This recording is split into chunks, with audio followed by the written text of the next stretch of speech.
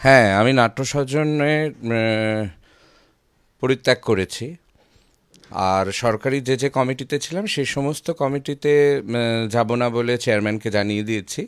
Formally চিঠি পাঠাইনি, চিঠি পাঠিয়ে দেবো আজকালের মধ্যে আর কি। এবং লাস্ট অনেকগুলো মিটিংয়ে যাইও নি আর কি।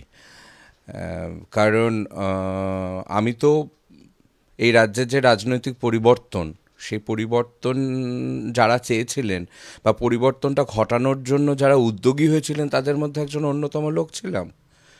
কিন্তু সেই পরিবর্তনটা ঘটে যাওয়ার পরের পরিবর্তনটা আমি নিতে পারলাম না আর। মানে তার পর যা ঘটতে থাকলো, নাট্যস্বজনও যখন গঠিত হয়েছিল তখন আমি ভেবেছিলাম যে ব্রাত্য গঠন করছেন নাট্যস্বজন, অর্পিতা গঠন করছেন নাট্যস্বজন, যারা একটা রাজনৈতিক আন্দোলনে যাদের একটা প্রকট চেহারা আমি দেখেছিলাম। ব্রাত্য নিজে বলেও ছিলেন যে আমাকে সিপিএমত্ব না দেখালে আমি তৃণমূলত্ব দেখাবো না। কিন্তু পরে তো দেখলাম যে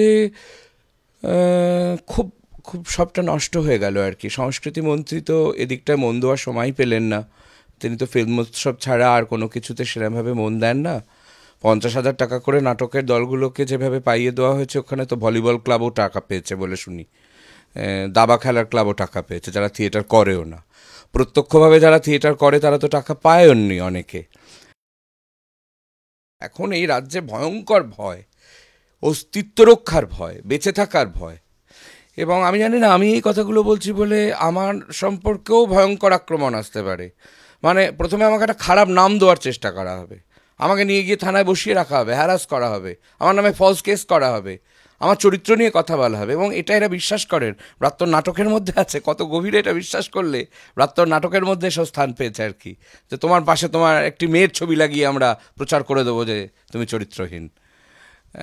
এসব হবে আমি জানি, কিন্তু আবার আমি কিছু ভয় পাই না, কারণ আমি তো ওদের অনুগ্রহ প্রার্থনা করে থিয়েটার করি না, আমি আমার নিজের জোরে থিয়েটার করি।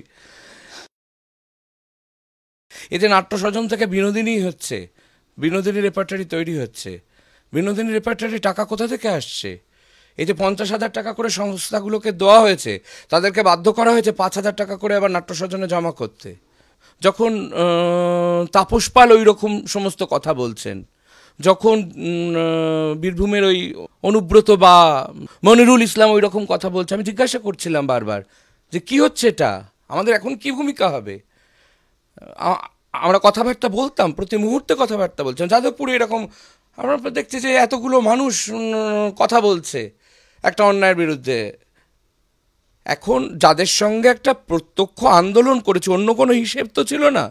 সিঙ্গুর নন্দীগ্রাম পর্যায়ে প্রতিদিন সিঙ্গুরে গিয়েছি, নন্দীগ্রামে গিয়েছি, মানুষের রক্তপাত দেখেছি, কৃষকদের স্বাধিকারের লড়াই দেখেছি।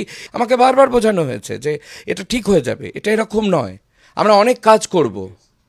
ব্রাত্য অর্পিতা বারবার বলেছে যে ব্রাত্য অর্পিতাই তো সব, তাদের কথাই সবটা হয়, তাদেরই ইচ্ছা পূরণের জায়গা নাট্যস্বজন, বা এখন আমাদের পশ্চিমবঙ্গের সংস্কৃতির সমস্তটাই আর কি। বিবেকানন্দর জন্য যে টাকা এসছে কেন্দ্র থেকে, কারা পেয়েছেন সে টাকা?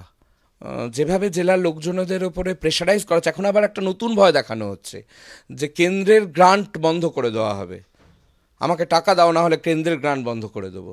এবং জেলার লোকেরা অনেকে পিছিয়ে আছেন, তারা ভয়টা পাচ্ছেনও,